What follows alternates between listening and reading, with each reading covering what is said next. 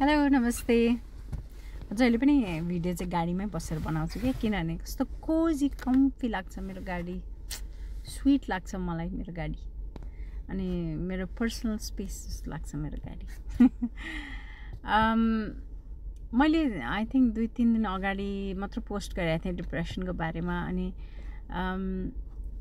2 दिन अगाडि अनि त्यो भाइको एउटा प्रतीक खतिवडा, आइएम सरी मैले नाम बिर्सेँ, तर भाइको भिडियो देखेँ कि जहाँ चाहिँ उसले रोएर मम आई मिस यु यस्तो भनेर ऊ गरिरहेको थियो, बोलिरहेको थियो, भनिरहेको थियो होइन। अनि पिपल स्टार्ट जजिङ हिम, जुन मैले तपाईँलाई डिप्रेसनको बारेमा भनेको थिएँ कि पिपल विल जज यु, अनि त्यस्तो सोसाइटीमा डिप्रेसन चाहिँ हुन्छ, किनभने एकदम गाह्रो हुन्छ, मान्छेलाई बुझाउन सकिँदैन, they will understand you, they will not feel you भनेर सबै भनेको थिएँ होइन। अनि त्योमा भाइलाई जज गर्ने मान्छेहरूले यदि रुनु थियो भने वाइ सोसल मिडियामा आएर यसरी रुनुपर्ने किन थियो, यस्तो उस्तो। ए बाबा, यदि तिमी उसको कुरा बुझ्दैनौ भने उसको भिडियो किन हेर्छौ, अनि फेरि उसको भिडियो हेऱ्यौ त हेऱ्यौ, कमेन्ट किन गर्न पर्यो, किन पास गर्नु पर्यो होइन। उसले उसको प्लेटफर्म, उसको सोसल मिडिया, उसले बोल्दाखेरि तपाईँ गएर हेर्नुहुन्छ अनि तपाईँ आफै अनेक थरी भन्नुहुन्छ। No need. यदि तपाईँलाई मन पर्दैन भने स्क्रोल गर्नुहोस् होइन, ट्याप ट्याप ट्याप फिनिस। किन त्यो जज गर्न पर्यो? I was like oh my God, त्योमा कमेन्टहरू, अनि अब बी स्ट्रङ यस्तो उस्तो भनेर लेखाएको छ। अब आई नो उहाँहरूले राम्रै हिसाबले लेख्नु भएको हो होइन, तर ऊ स्ट्रङ बन्न सक्ने, ऊ स्ट्रङ भएर त ऊ युके गयो नि होइन, स्ट्रङ भएको मान्छे न अब आफूले आफूलाई प्रुभ गरेर युके पढ्न गयो यस्तो। तर टाइम त्यो टाइम हुन्छ क्या। डिप्रेसन इज नट लाइक कि एक दिनमा हुने, अनि mood swing is not like एक दिनमा हुने कुरा। अनि अर्को कुरा, it's just a matter of second, it will happen. यो होइन कि ओके मैले सोचेर म बोल्छु भन्ने हुँदैन। When you want to vent it out, you will vent it out, त्यस्तो हुन्छ। इट्स नट कि तपाईँलाई कुरेर बस्दैन सोसल मिडियामा कि तपाईँले के सोच्नुहुन्छ, ल अब म पोस्ट, त्यो टाइम यस्तो हुन्छ कि यु क्यान्ट कन्ट्रोल, त्यो कन्ट्रोल गर्न एकदम गाह्रो हुन्छ। बुझिदिनुहोस् प्लिज, हम्बल रिक्वेस्ट। यदि तपाईँ बुझ्नुहुन्न भने स्क्रोल गर्नुहोस्, don't interfere in their life. यो आफ्नो ज्ञान आफैसँग राख्नुहोस्, प्लिज लिभ देम अलोन।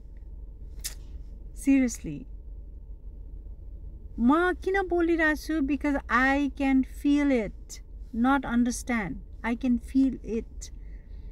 मलाई मेरो मामु बित्सिँदाखेरि यहाँनिर मेरो दिजूहरू पनि होइसिन्छ, मतलब नट ब्लड, तर मैले आफूले बनाएको रिलेसन, मेरो ब्लडभन्दा पनि बढी हुने रिलेसन होइन। दिजूहरू हाम्रो ग्रुपमा, फेरि त्यो दिजूहरू पिक्चर पर्फेक्ट ग्रुप होइन, जो चाहिँ पिक्चरमा मात्र राम्रो देखिने, अनि when times comes, like time comes त्यो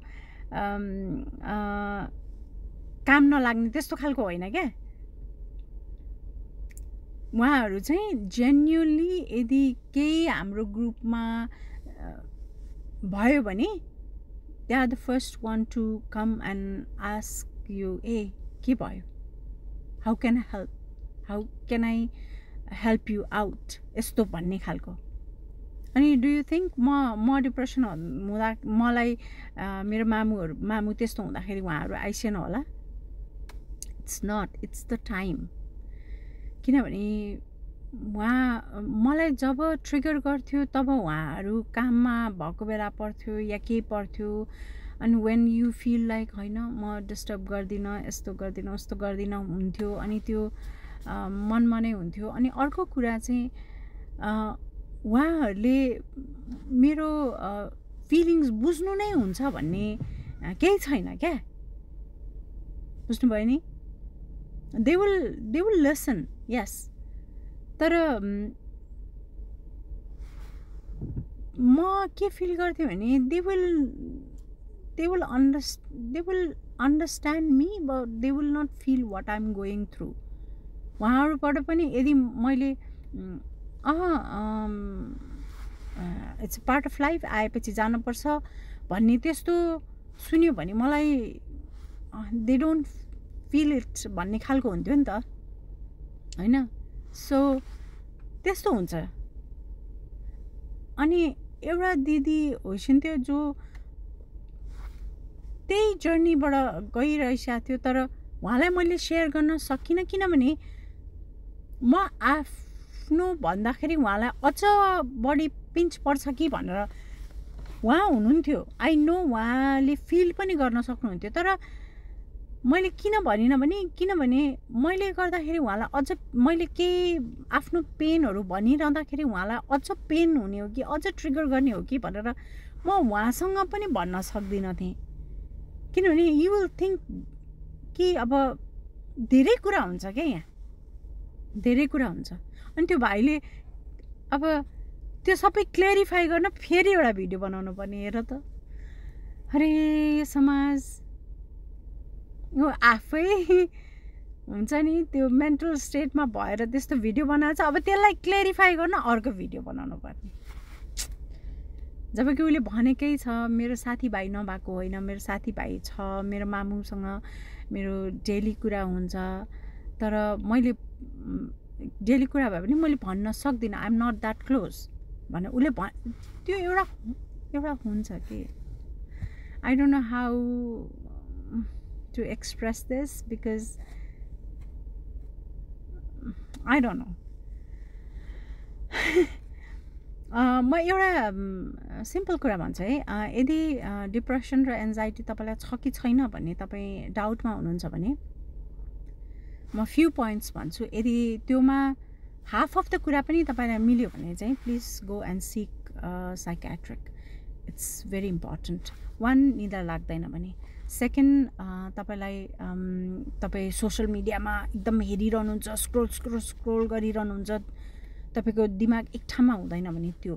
अनि तेस्रो कुरा, तपाईँ कहीँ जानुभएको छ, तपाईँको प्रेजेन्स त्यो पार्टीमा छ अथवा त्यो ग्यादरिङमा छ, अनि तपाईँको माइन्ड चाहिँ अन्त गइरहेछ, तपाईँलाई एकदम सोल्डर पेनहरू धेरै, यस्तो पेनहरू धेरै हुन थालेको छ, जोइन्ट पेनहरू धेरै हुन थालेको छ, तपाईँलाई हिँड्दाखेरि एकदम टायर्ड फिल हुन्छ, एकछिन हिँड्दाखेरि पनि आइ एम सो टायर्ड भन्ने खालको फिल हुन्छ, अनि मुड स्विङ एकदम धेरै हुन्छ,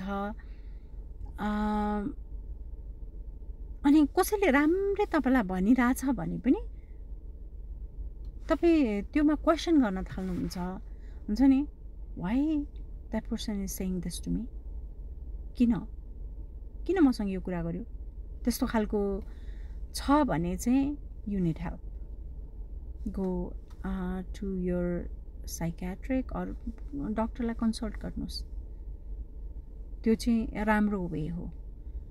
यो होइन कि साइकियाट्रिकमा जाने बित्तिकै मान्छे पागल हुन्छ, नो, यो पनि एउटा यो झन् ठुलो रोग हो क्या, जुन चाहिँ झन् देखिँदैन, एकदम ठुलो रोग हो।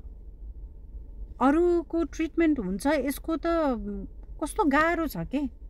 So please try to understand people. Let's not be judgmental. Let's not say something bad to people. Like if you can't say something good, then don't say bad about them. Leave it. उनीहरूलाई छोडिदिनुहोस्।